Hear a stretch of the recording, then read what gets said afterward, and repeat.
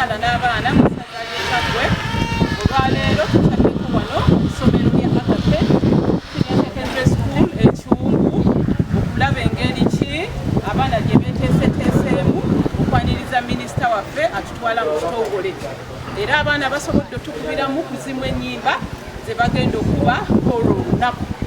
Era tusanyuse nnyo era ntwala n'omukisa guno okuyita abaana bano bajje ku kyoto ky'abaana nnaku z'omwezi nga 19 okutandika essaawa 8 ogw'omutuutu.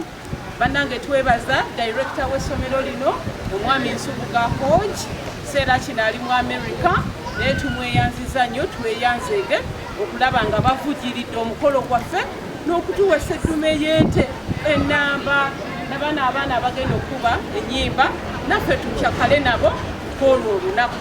Ne head teacher naye tumwebaza ne ttiimu y'abaana bonna n'abakozi bonna olw'okuba nga basobola okutendeka abaana bano. Era bannaye ntwala omukisa guno okubayita mwenna abasomesa n'abaana mujje ku lunaku lw'abakyala n'abaana mu ssaza ly'e Kyaggwe ennaku z'omwezi nga 2 ku kitebe ky'essaza. Ssaabasajja Kabaka Magulu Nyondo awangaale. Manya Yenzerwa Julius, Resident Director wa Agape Christian Secondary School Mukono.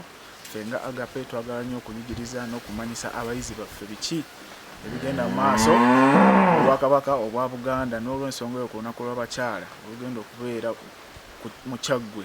Tusazeewo tubawe ekirabo eky'ente basobole okufumbira abagenyi baabwe enva nga babasembeza. Ssaabasajja Kabaka awangaale.